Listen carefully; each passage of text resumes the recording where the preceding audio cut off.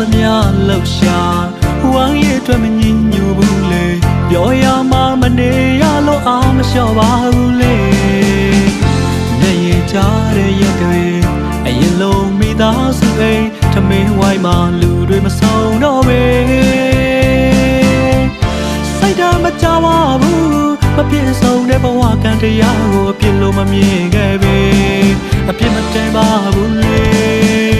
ရည်ရွယ်ချက်ပြလာတဲ့တနေ့အရောက်ပြန်မှာပါ